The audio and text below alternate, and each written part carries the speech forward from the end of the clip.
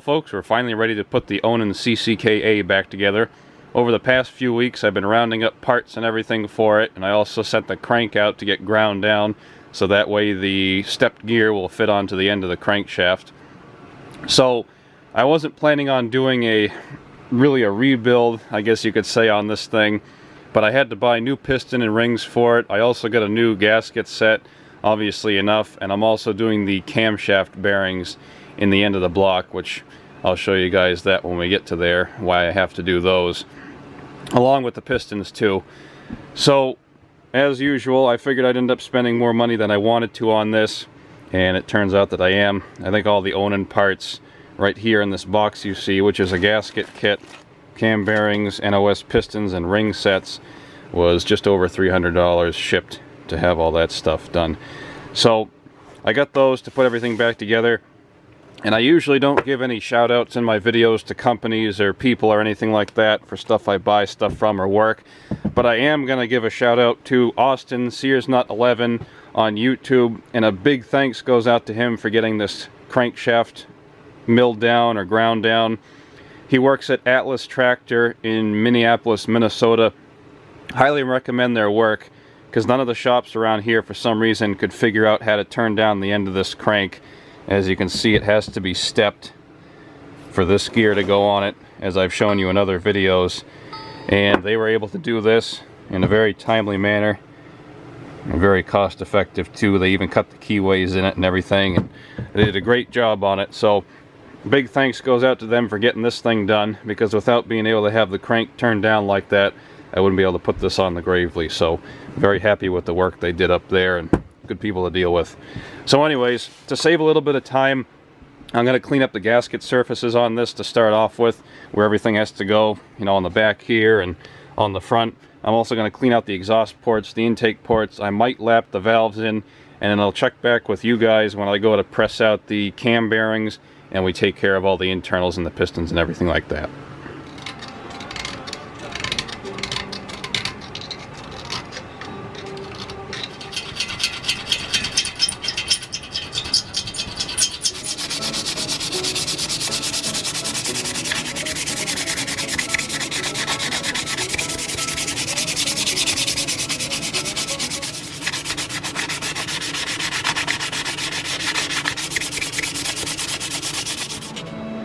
Gasket surfaces are all cleaned up, along with the intake and exhaust ports on either side. The last thing I have to do is lap in the valves and run a drill hone down through the cylinders on either side. I just want to clean up some of the residual rust and stuff that's left inside of there, just to neaten it up a little bit. Right now they're at the bottom of 20 over, within the limits. So I figured if I run the drill hone through it real quick and not take off a lot, just etch them up a little bit and get rid of the rust, we'll still be within the tolerances.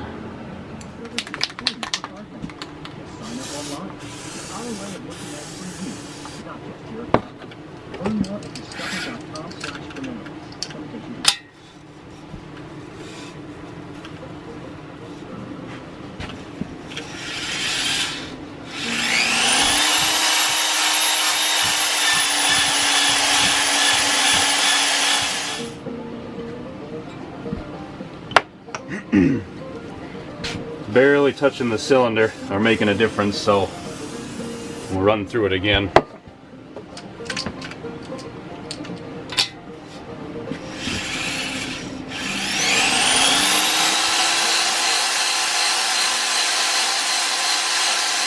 So I played around with a little bit more with the hone today, because what I did in the previous clip I didn't think was going to be enough, because it barely took off or cross-hatched anything inside the cylinder.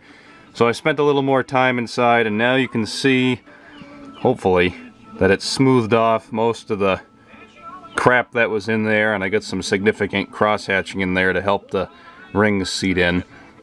And as for the bore itself, I don't have a bore gauge, so I end up running my little snap gauge, like so, down inside the cylinder, and I'll just measure it with my dial calipers.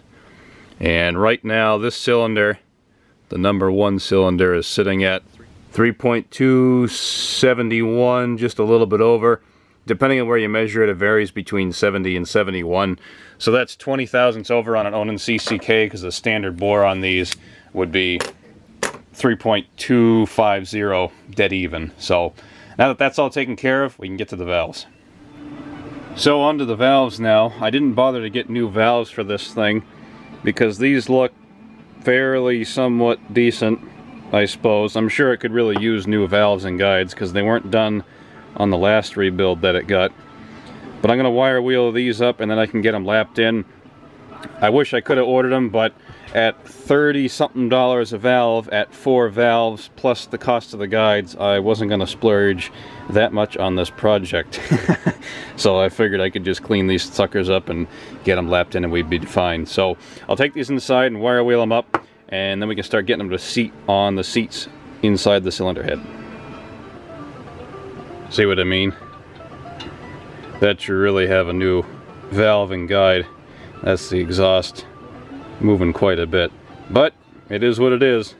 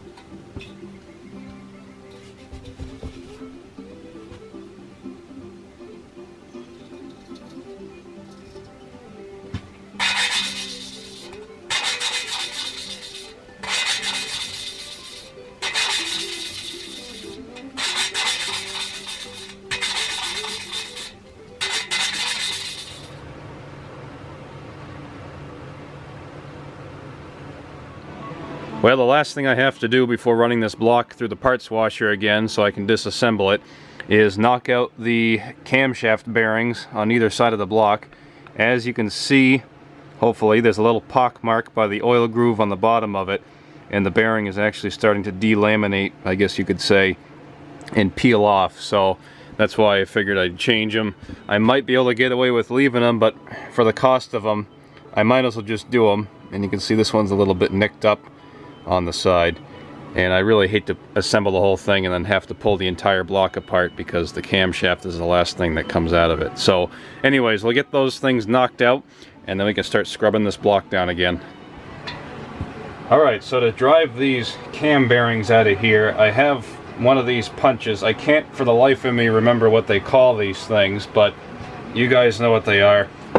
So the OD of it, I think, is just going to hit the block, so I'm going to go until it stops, and then it's not the recommended way, but I'm going to go around the outside edge of it with a punch and drive it the rest of the way through. And when I drive the new bearings in, I'll use one of these drifts, or whatever you call it. That way they go in square, hopefully.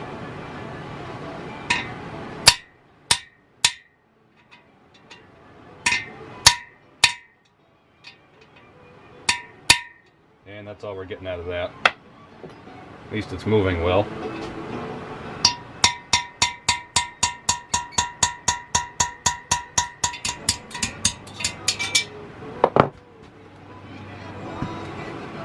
And there's the flywheel side.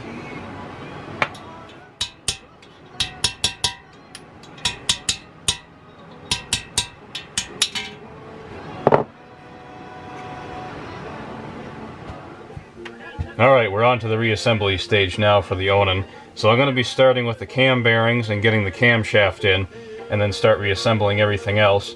And I'm going to see if I can move this along fairly swiftly video-wise, because I don't want to spend too much time on the reassembly, although I'm sure some of you are curious to know exactly how these go together. More concerned about getting the engine together and running and playing around with the tractor. So, to get these bearings in here, I'm going to be using this drift or punch or whatever you want to call it, and I got to make sure the oil hole is lined up where it goes through the block.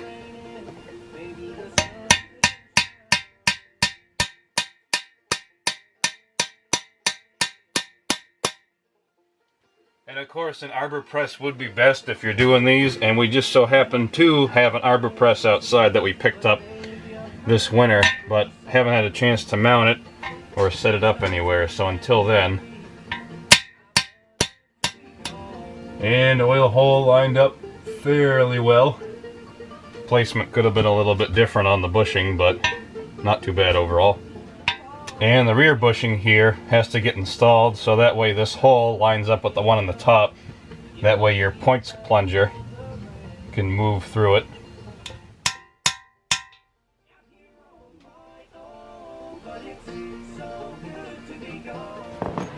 So the last thing I have to do before I put the camshaft in is put the Welch plug into the back of the block where the camshaft hole is. So what I'm doing now is just going around the inside edge with a little bit of RTV, because when I had popped the original one out there was some in there.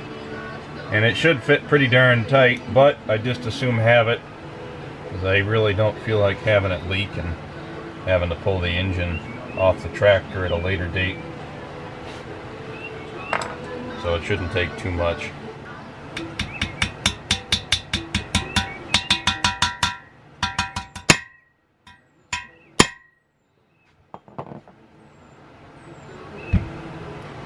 It should do it.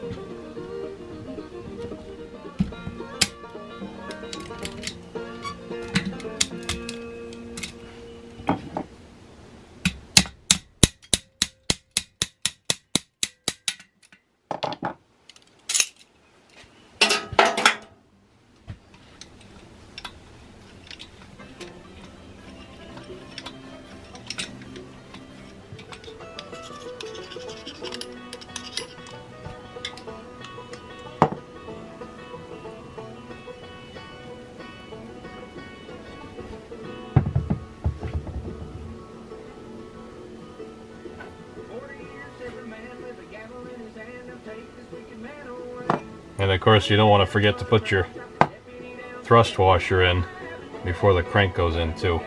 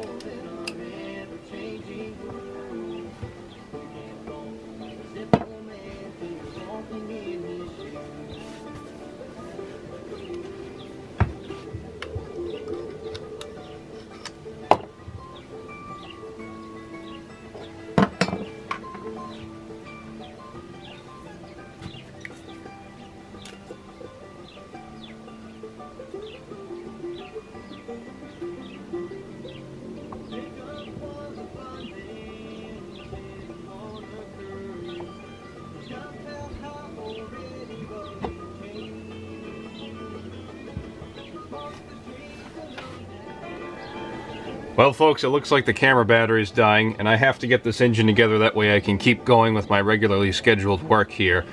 So I'm going to keep getting this thing together today, and once I get the camera charged back up, I'll check in with you guys and show you all where I'm at.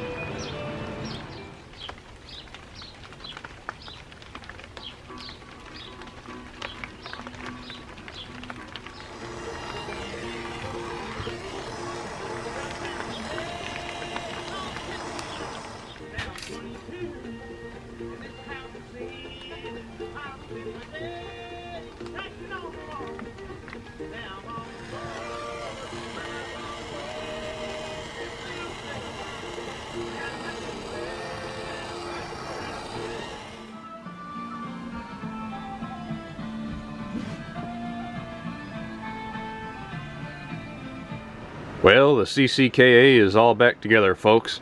Took a couple more weeks than I figured, but at least it's done. Aside from the fan shroud that has to go on, I left that off so that way I can check the timing when they bring this thing outside to start it, because I had marked the correct flywheel fin, and you can see I have the marks on the timing gear cover there, and these Onan CCKAs usually get set between 19 and 21 degrees, and this one has, if you can see it, 20 degrees stamped on it by the points box, so we'll have to double check that. I got the points box bolted back down as close as I could get it, so that's why I wanted to leave the shroud off and check it. We have new points and condenser in it. Carburetor was rebuilt. That went very well. I had to use a combination of parts of the two carburetors that I had to get a good one. Fuel pump was pulled apart and cleaned out. Check valves are working. It has a nice sucking noise, so hopefully it'll be able to draw some fuel up from ground level, but we'll see.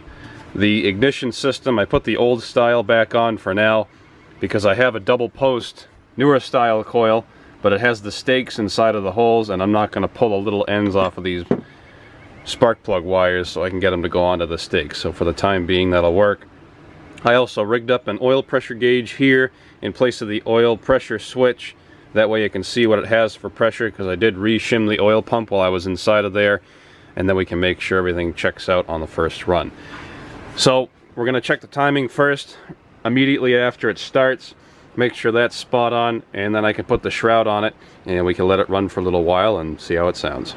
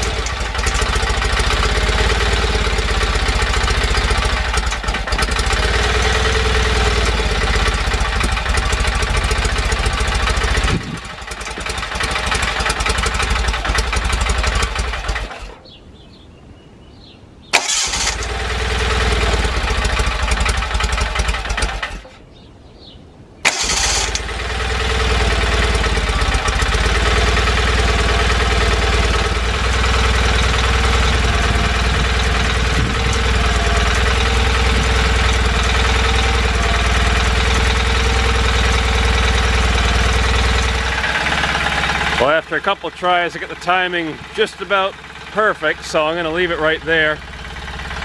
I can't let this thing run too much longer without shrouds, but I don't know if you guys will be able to see this or not.